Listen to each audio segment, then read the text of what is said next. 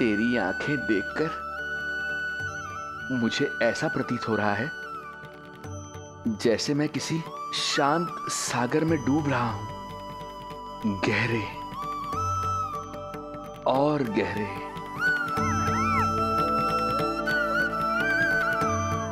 तेरी मुस्कुराहट तो ऐसी है जैसे प्रसन्नता की कोई लहर मेरी ओर बढ़ी चली आ रही है। और ये आभा, ये तो इतनी मनमोहक है कि मन कर रहा है स्वयं को न्यौछावर कर दूं मैं तुझ पर। लो कर लो बात, मेरे प्राण लेने आए थे, अब स्वयं ही न्यौछावर हो रहे हो।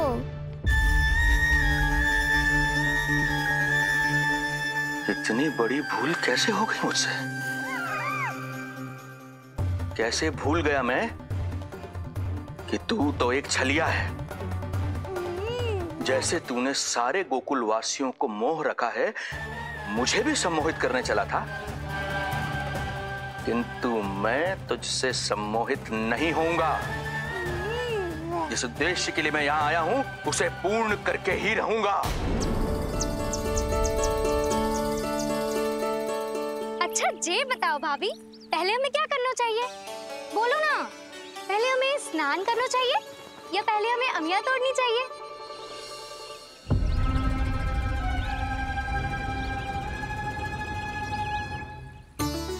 जेरा, ये तेरे पाँव के पास पड़ा एक पत्थर। हाँ, जेरा, ये पत्थर तो बहुत बड़ा है। जानकी, इसी से जानकी ले।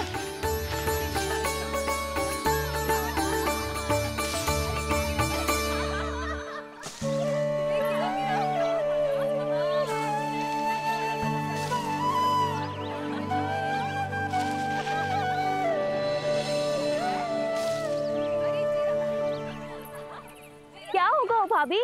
कहाँ खो गई भाभी? क्या होगा? आप भी ध्यान दो ना, पेट में चूहे कूदे हैं। मुझे अचानक विचित्र सा लग रहा है। सब ठीक तो होगा ना?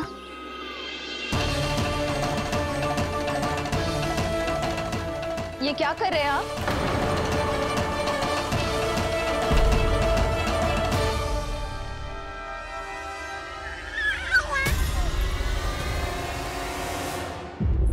ये नीलमणि के पालने के पास क्यों आना पड़ा आपको? वो हमें पालने के पास क्यों आना? हाँ, वो नीलमणि की माला पालने में गिर गई थी, तो हमने सोचा वही पहना दे। ये देखिए, ये माला। लाइए, मैं पहना देती हूँ। हाँ, पहनाइए।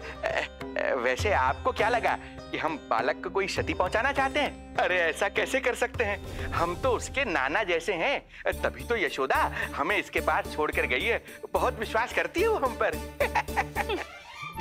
नीलमणि के बारे में यशोदा किसी पे विश्वास नहीं करती। अच्छा, पहनाइए पहनाइए।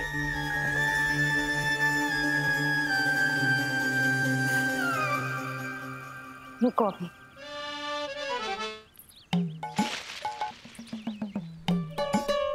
प्रभावती चाची, आप तो कह रही थी कि जशोदा भाभी का एक भी निशाना ना चूकता, पर आज तो एक भी ना लग रहा है। लग तो है आज तो बिना आम खाए घर जाना पड़ेगा। पहली बार लल्ला से इतनी दूर आई हूँ ना, मन लौट लौट के उसी के पास जा रहा है। मुझे ना नीलमणि की चिंता हो रहा है, शायद इसीलिए निशाना ना लग रहा। अरे महाराज को छोड़ के आई हो ना तुम लल्ला के पास, और आते आते रोहिणी रानी को भी तो बोला है ना, कहा था कि नहीं? और नहीं तो क्या, इसलिए आप वहाँ की चिंता छोड़ो जशोदा जी, यहाँ ध्यान दो। जे बित्ते भर की छोरिया नाम में बट्टा लगा रही है। हाँ जी, लगाओ आम पे निशाना और दिखा दो कि नीलमणि की मैया हो। ये पत्थर चाहे भी ना तो अभी आपका निशाना चूक ना सके।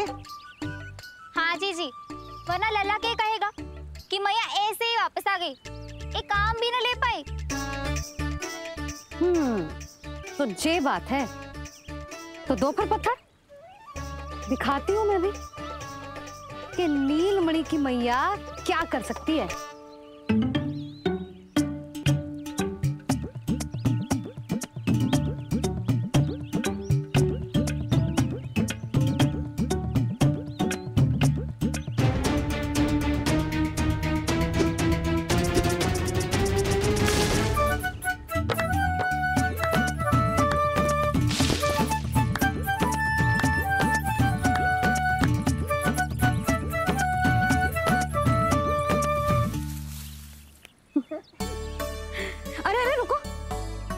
पहले प्रभु को भोग लगाओ, फिर जितना मन करे खाओ।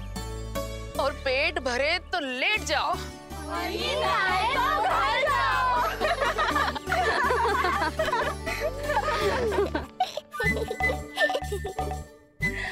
कौन हंस रहा है?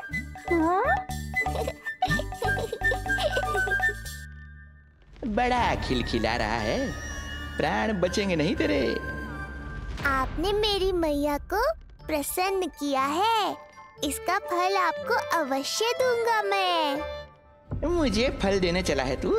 अरे दूंगा तो मैं तुझे, वो भी मृत्यु। इसका अर्थ है लल्ला के प्राण संकट में है और हमें उस षड्यंत्रकारी के बारे में कचू पतोना है। भैया, हमें लेख पत्र जांचने होंगे। यदि कोई बाहरी व्यक्ति गोकुल में आए होगो तो उसके बारे में हमें सब लेखा जोखा पता चल जाएगा। तुम सही कह रहे हो नंद। मैं अभी प्रबंध करवाता हूँ। पता नहीं उन गुप्तचरों ने क्या बताया होगा। यदि नंद को मेरे बारे में कुछ भी पता चल गया तो नहीं, समय रहते ही कार्य समाप्त करना होगा।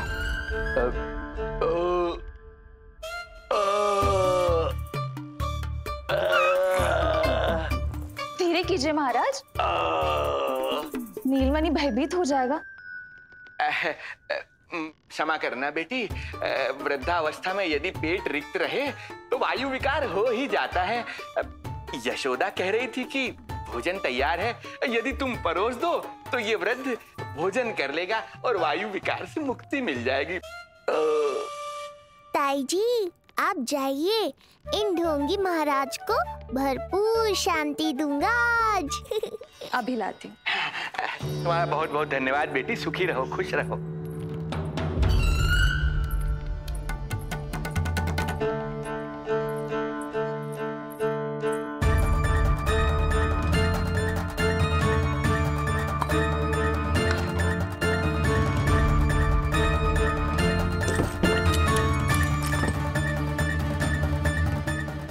कौन बचाएगा तुझे? गोकुल में किसने प्रवेश किया, कब प्रवेश किया और कब यहाँ से निकलो, इसमें सारा लेखा जोखा है। इससे हमें सारी जानकारी वहां से मिल जाएगी।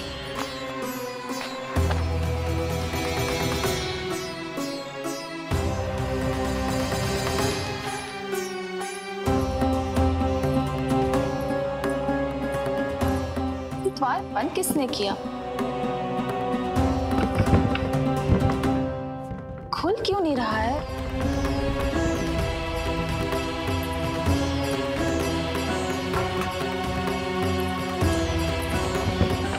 पैर फंस गया है। कोई है? श्रीधर महाराज, सहायता कीजिए, लगता है द्वार फंस गया है। अब सूक्ष्म बुद्धि की बुद्धि से कौन बचाएगा तुझे?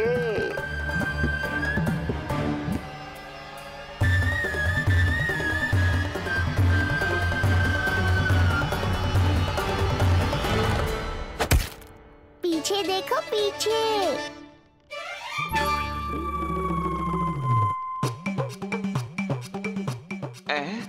ये बेलन अपने आप हवा में कैसे उड़ गया?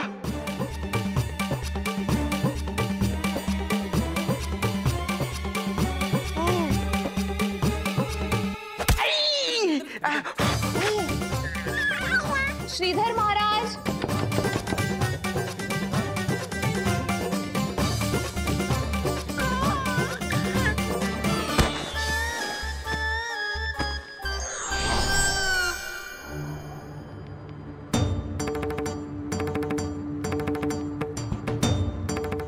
ये हो क्या रहा है?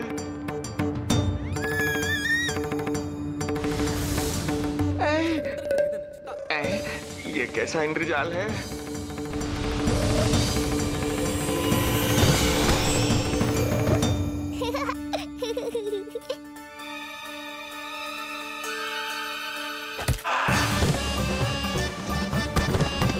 मैया का बेलन है, लल्ला के शत्रु का पीछा इतनी आसानी से थोड़े ही छोड़ेगा। द्वार खोलिए। ताई जी, महाराज तनिक व्यस्त हैं अभी पिटने में।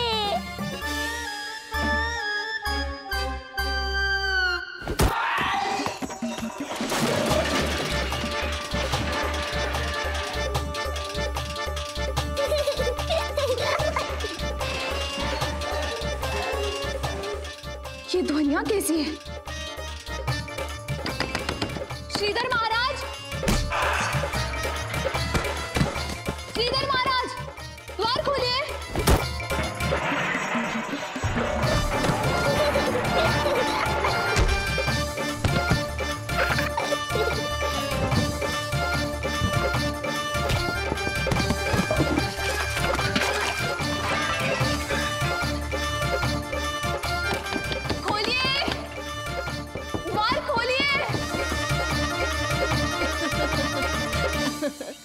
सच्ची कहूँ जीजी, तो मुझे तो लगो ही ना था कि आपके हाथों में अभी भी उतनी कुशलता बची होगी जितनी की पहले थी। इतने बरस हो गए पर जसोदा तो तुम तनिक भी ना बदली। कुछ समय के लिए सबसे दूर अवश्य हुई थी, किंतु भीतर से तो आज भी वही जसोदा हूँ।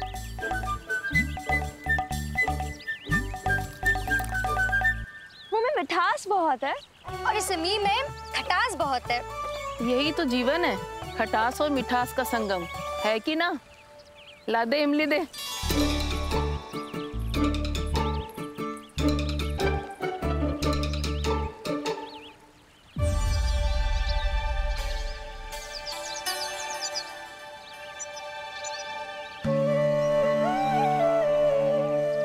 यदि मेरे लल्ला को भूख लगी आई ना तो बहुत रोएगो।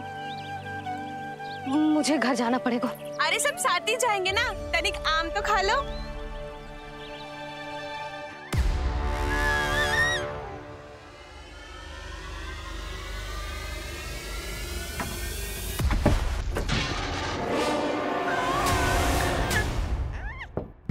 मुझे बाहर निकालिए।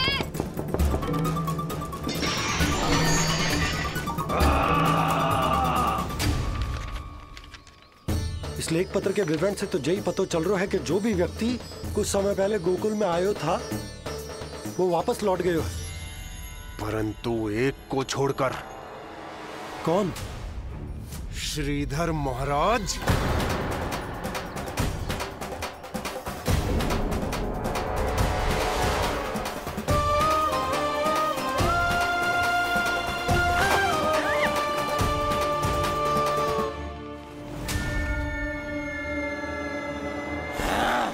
अब आया तू पकड़ में, अब मजा चखाता हूं।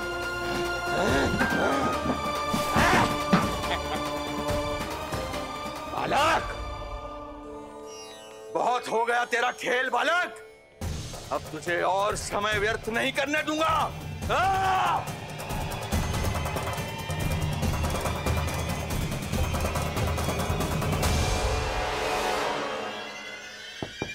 श्रीधर महाराज, कहीं आप कुछ अनुचित तो नहीं कर रहे हैं? श्रीधर महाराज! उचित अनुचित में समय व्यर्थ करो तुम, मैं वही कर रहा हूँ जो करने आया हूँ, विष्णु अवतार का अंत। हाँ, हमें स्मरण हुआ, वो अन्य दासियां बता रही थी कि ना तो वो ढंग से चल सकते है और ना ही ढंग से खड़ा हो सकते है। लल्ला! अरे जीजी कुछ देर तो रुको, आम तो खा लो। अरे तुम सब समझ ना रही, मुझे कछु ठीक ना लग रहा है। मेरी छठी इंद्री भी संकेत दे रही है। मैं घर जा रही हूँ अपने लल्ला। अरे भाभी, रुको। अरे भाभी, जशोदा भाभी।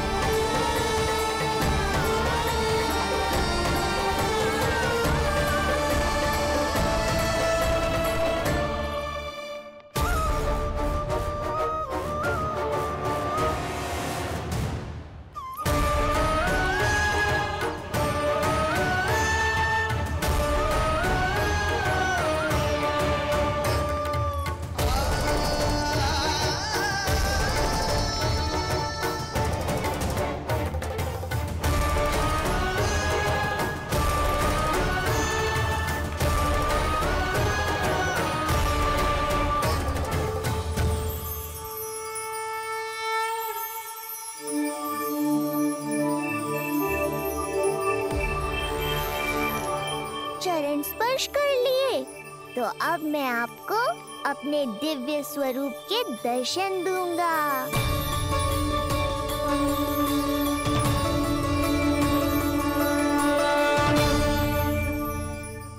अरे अरे, देख नहीं पाओगे तो मारोगे कैसे?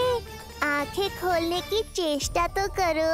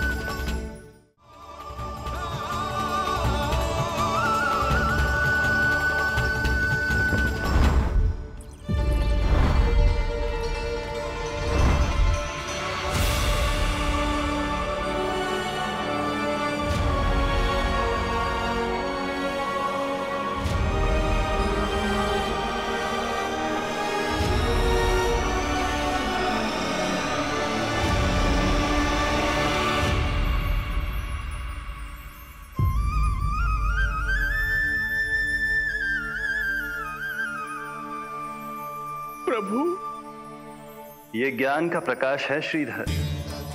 इससे आप सदैव बचते ही रहे हैं। आपके पास बुद्धि तो है किंतु ज्ञान नहीं। आप महान ऋषि शुक्राचार्य के मानसिक शिष्य हैं। अब स्वयं को ज्ञान से और दूर मत रखिए।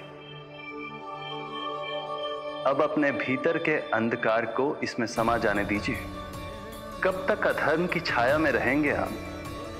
एक पग आगे बढ़िए और स्वयं अनुभव कीजिए क्या अनुचित था और क्या उचित है। आपने अधर्म के अंधकार में अनेकों दुष्कर्म किए हैं। अब धर्म के प्रकाश के सामने समर्पण कीजिए।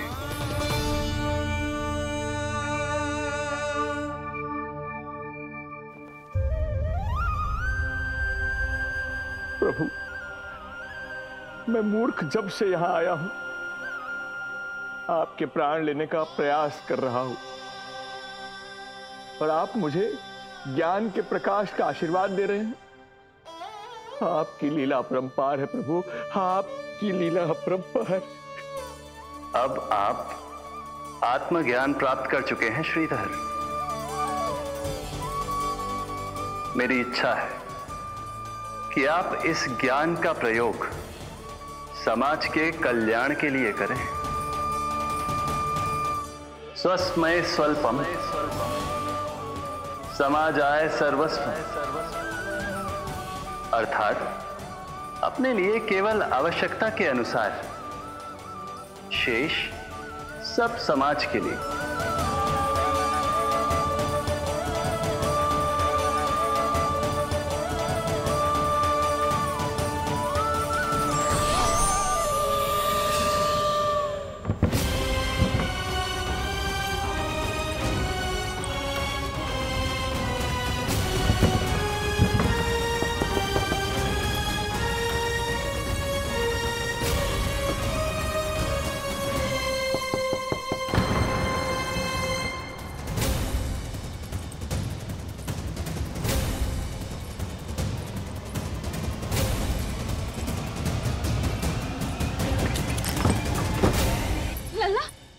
रोहिणी जीजी, आपको किसने बंद करो? जब मेरे और उस महाराज के अतिरिक्त यहाँ कोई है ही नहीं, तो तुम बताओ किसने किया होगा मुझे बंद?